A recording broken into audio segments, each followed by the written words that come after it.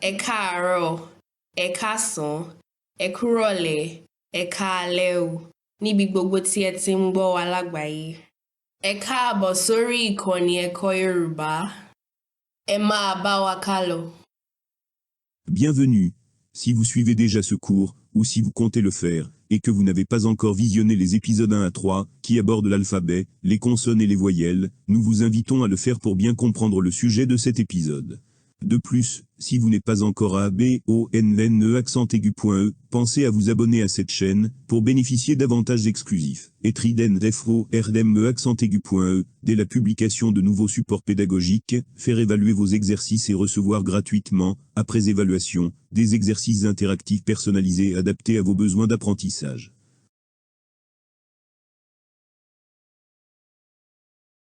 Leçon 4. Les tons et les marques de ton. Ẹ̀kọ́ kẹrin, àwọn ìró ohùn àti àmì ohùn. Une bonne compréhension des 3 premières leçons sur l'alphabet, les consonnes et les voyelles est indispensable pour cette leçon. Vous pouvez vous référer aux leçons 1 à 3, chaque fois que vous le jugez nécessaire. Le Yoruba est une langue tonale.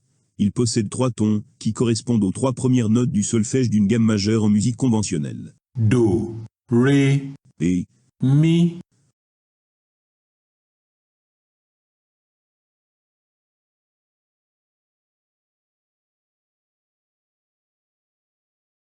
Commençons par le ton grave.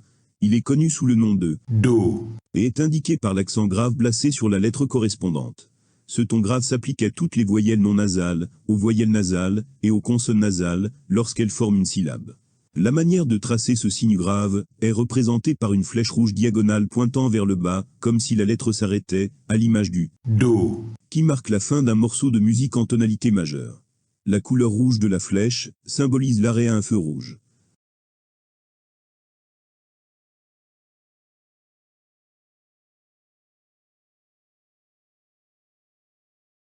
Vient ensuite le ton moyen, appelé Ré.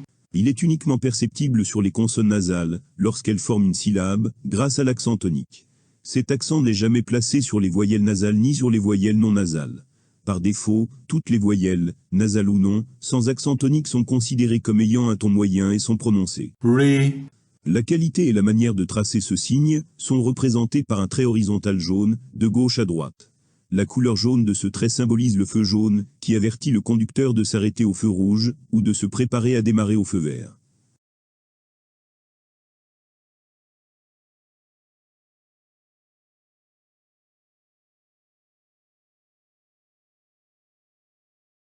Enfin, et non des moindres, le ton élevé, appelé ton Mi. est indiqué par un accent aigu placé sur toutes les voyelles nasales, les voyelles non nasales, et les consonnes nasales, lorsqu'elles forment des syllabes où le ton Mi doit être exprimé. La qualité et la manière de tracer le signe du ton bas sont illustrées par une flèche verte diagonale pointant vers le haut, à l'image d'un avion au décollage, et se traçant de gauche à droite. La couleur verte de la flèche symbolise le décollage, comme le passage au vert au feu rouge.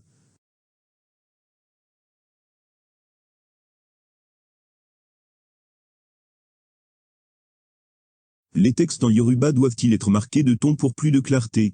Quelle importance accorder à ces marques tonales, notamment pour les apprenants de Yoruba, dont la langue maternelle n'est pas le Yoruba?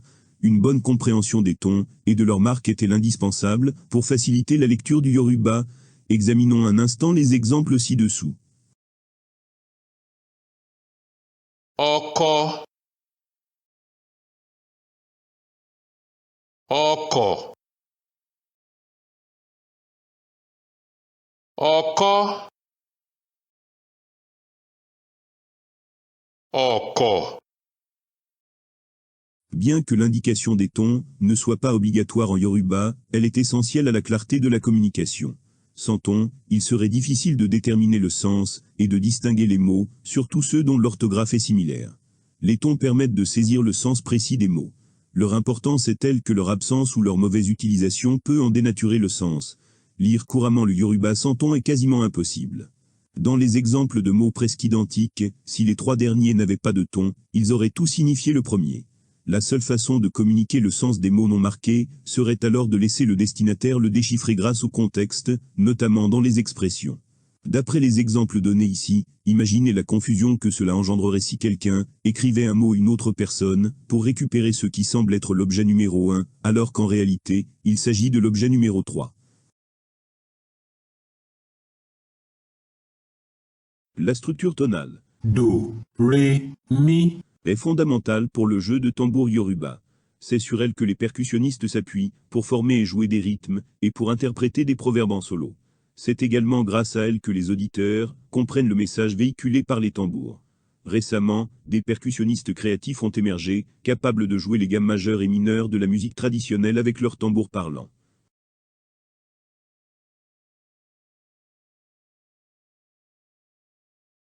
Les exemples d'exercices ont été choisis pour vous permettre de pratiquer les différentes tonalités des voyelles et consonnes que vous avez déjà étudiées.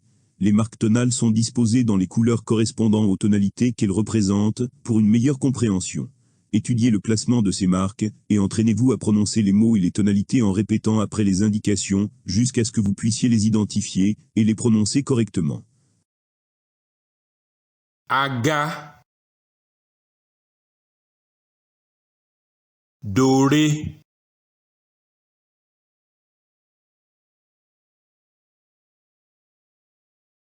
Bembe. Do, Mi.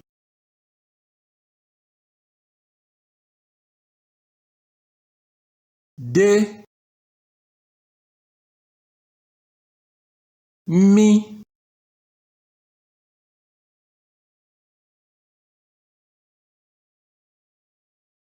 Ewe.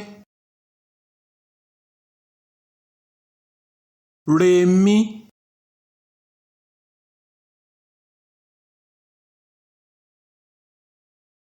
Ẹja. Rere.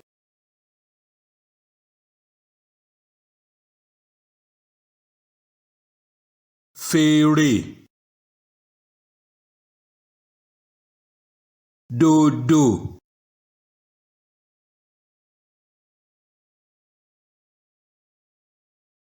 Gọ̀m̀bọ́.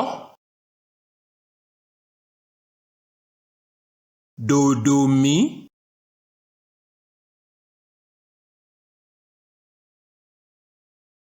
Gbé. Mi.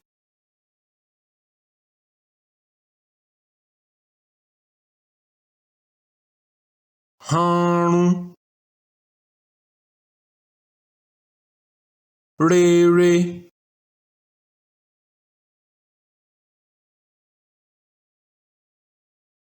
Iṣẹ́. Remi.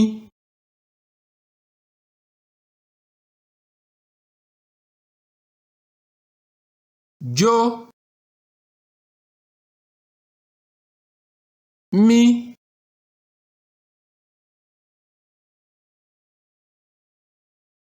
Kúnlẹ̀. Mídò.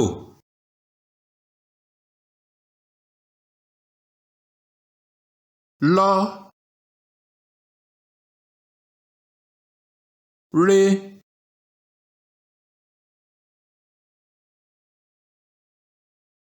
Mọ́. Mi.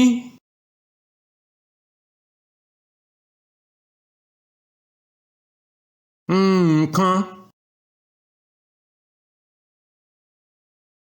Redore.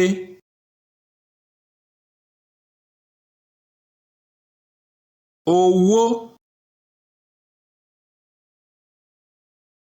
Remi.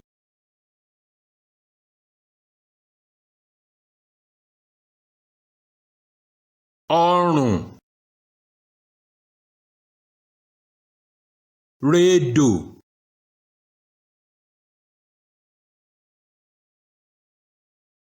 Pè. Dò.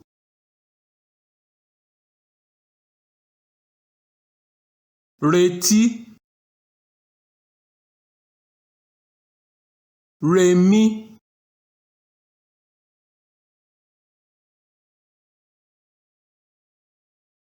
sáré, mímí,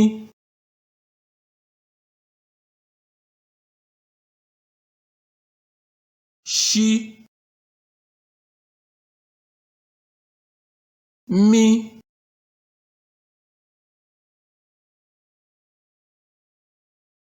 tọ̀, dò,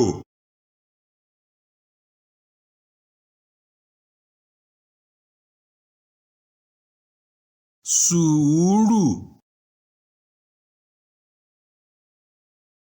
dòmídò,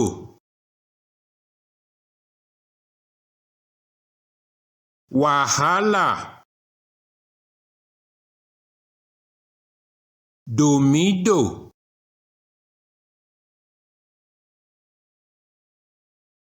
yànmùyánmú, dòdò mímí. Le mot du jour. Aago, Le temps. Les phrases du jour point. aago mélòó ló lù? Quelle heure est-il? Aago méje ló lù. Il est 7 heures.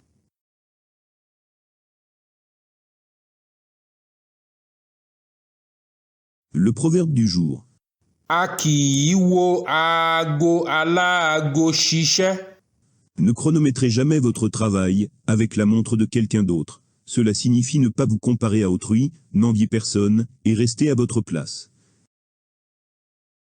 J'espère que vous avez appris une ou deux choses, surtout pour ceux qui pensaient que les tons et les indications tonales étaient impossibles à comprendre. N'hésitez pas à partager votre expérience ou vos découvertes dans les commentaires. Vous pouvez mettre la vidéo en pause pour noter les exercices. Vous pouvez également envoyer vos exercices complétés au professeur par courriel si vous souhaitez qu'il les évalue. Amusez-vous bien. N'oubliez pas de consulter le kit d'évaluation intitulé Qui 1 dans la liste de lecture des Qui pour réviser les sujets abordés dans les leçons 1 à 4. Dans la leçon 5, nous parlerons des syllabes. À bientôt. Títí di ọjọ́ mìíràn, ọjọ́ ire, ire o.